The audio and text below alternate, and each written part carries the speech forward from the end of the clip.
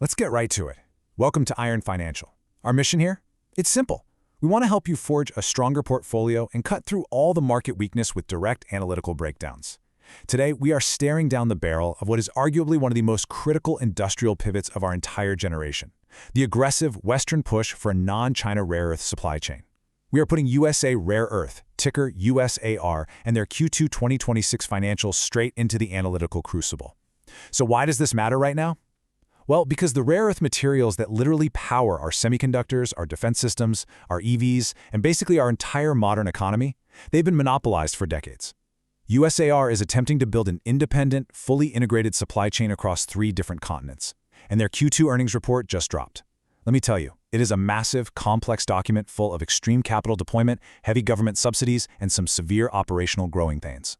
So hit that subscribe button, because today we are tearing this balance sheet apart to see what's really underneath the hood. Look, the sheer physical reality of what we're talking about here is just staggering. I'm looking at this as a cautious retail investor. We can sit here and talk about geopolitics and grand Western alliances all day long, but actually building an independent supply chain, that requires some serious heavy lifting.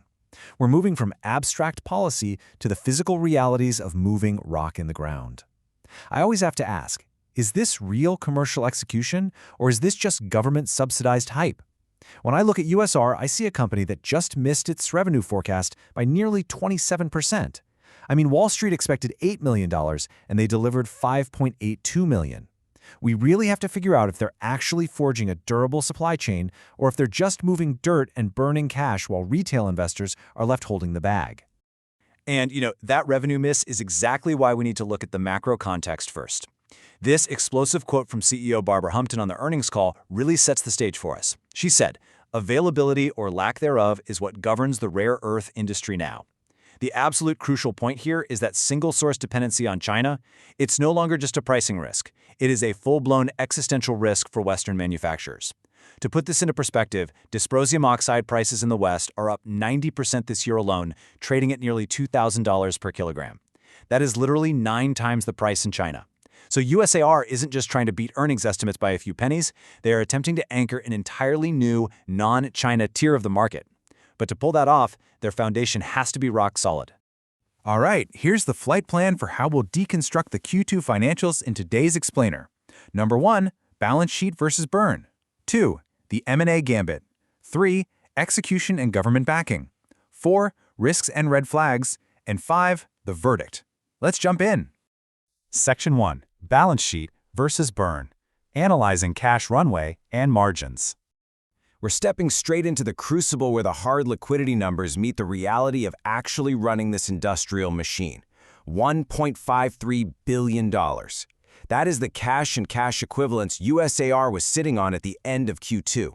This is a rock-solid balance sheet, driven largely by those massive $1.5 billion PIPE financing proceeds that closed earlier in the year.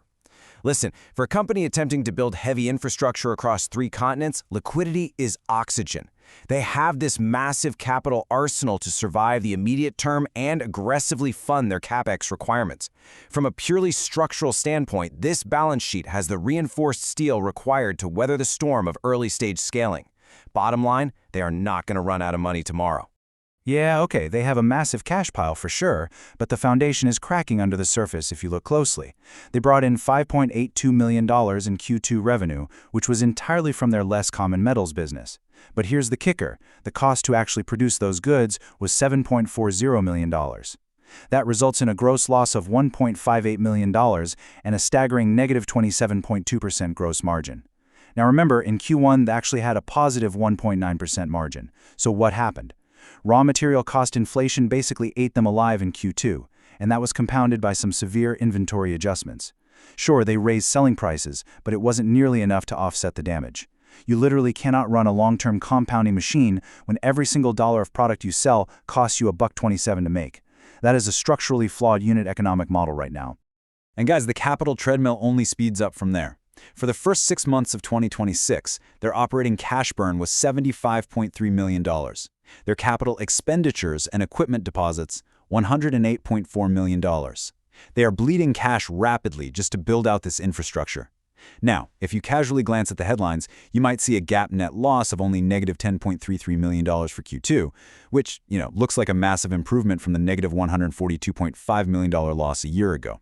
But please, do not be fooled by the accounting semantics here. That Q2 net loss includes a massive $22.4 million non-cash mark-to-market gain on financial instruments, like their earnout liabilities. That is phantom income. If you strip that out and look at their actual loss from operations, it widened to $46.31 million for the quarter. That is the real operational bleed happening right now on the factory floor, not on some accountant spreadsheet. Moving on to Section 2, the M&A Gambit, Synergies versus Execution Debt.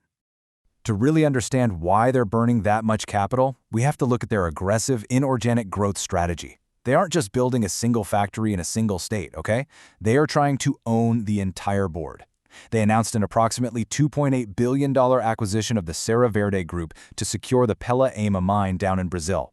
This strategic move comes with a 15-year, 100% heavy rare earth offtake agreement featuring built-in price floors. That is a massive defensive moat. On top of that, they're buying out Texas Mineral Resources Corp to consolidate and take 100% economic control of the Round Top project right here in the U.S. And over in Europe, they're investing over 175 million euros, taking a 13.6% stake in the French processor Carester and aggressively expanding less common metals. They are strategically locking down heavy rare earth elements and processing capacity on a global scale. It sounds amazing on paper, I'll give you that, but look at the actual cost of securing that moat.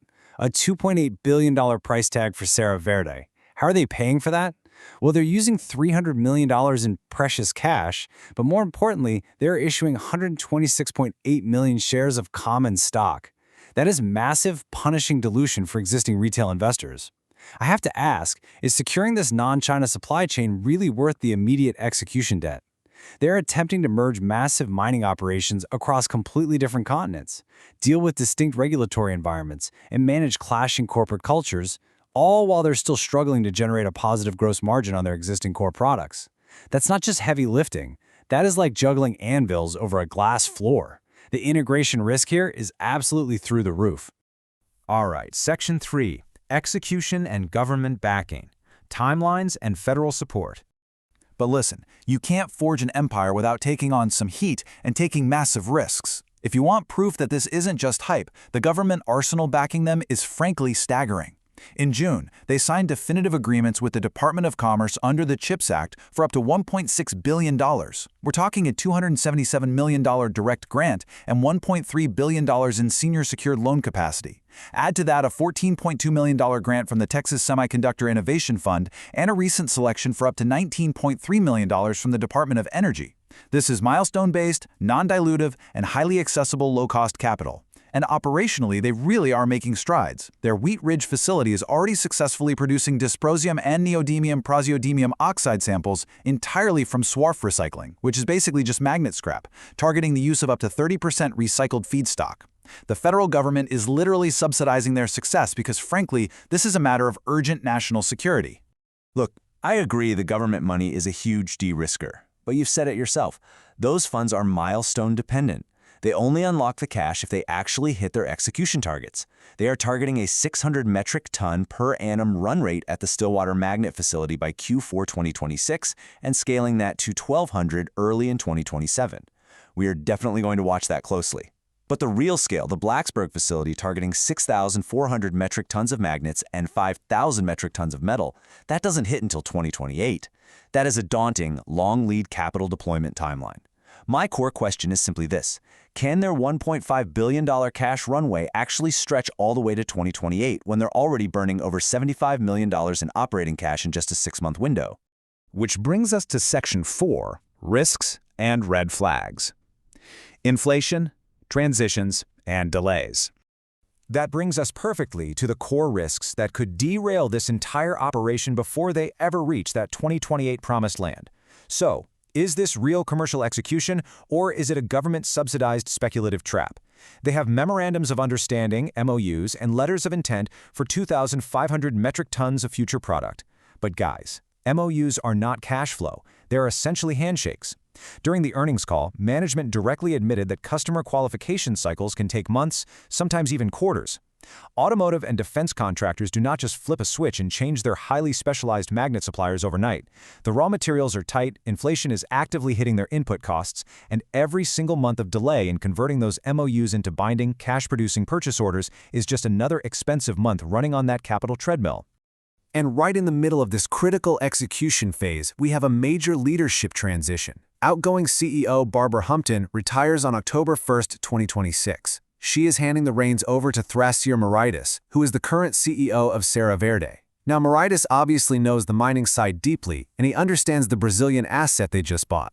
But changing generals in the middle of a massive global M&A integration, while simultaneously trying to build and scale complex manufacturing facilities in the US and Europe, that is a massive execution risk. If there's a single hiccup in that transition, if cultures clash, the timeline slips, and that cash burn is just going to accelerate.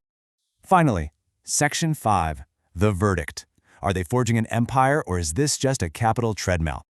The risks are real, no doubt about it. So let's synthesize the hard numbers, the macro tailwinds, and these daunting timelines to deliver our final iron financial verdict on USAR's Q2 2026 results. Here is your bull case for the long-term compounder. USAR is sitting on a $1.53 billion cash arsenal, and they're backed by $1.6 billion in CHIPS Act capacity. They're acquiring Tier 1 global assets to literally forge a non-China rare earth monopoly from the ground up. The geopolitical macro environment practically guarantees fierce demand for their product once they are at scale. If you are playing the long game, this right here is the ground floor of a critical industrial giant. And on the flip side, here's the bear case for the capital-hungry trap. The company is currently operating with negative 27.2% gross margins, losing millions on the actual physical product they sell today. They're diluting retail shareholders to the tune of 126.8 million shares just to close the Serra Verde deal. They're taking on massive global integration risks, they're changing their CEO at a critical juncture, and facing a very long, very expensive timeline to reach real scale in 2028. They are still in their commercial infancy, and that balance sheet bleeding is undeniably harsh. So, we leave you with this definitive question to evaluate before you take a position. Will USR's deep capital reserves and government backing be enough to forge a permanent, profitable non-China supply chain, or will execution delays and integration hurdles allow the cash burn to catch up and absolutely crush the stock? Look at the numbers, watch those upcoming Q4 Stillwater milestones like a hawk, and weigh the massive geopolitical tailwinds against the balance sheet bleed. Thanks for joining us for this explainer. Keep your stops tight, manage your risk, and remember to subscribe to Iron Financial for more direct analytical breakdowns. We'll see you next time. Quick disclaimer, everything I share is for entertainment and informational purposes only. I'm not a financial advisor, so please do your own research or talk to a professional before making any moves with your money.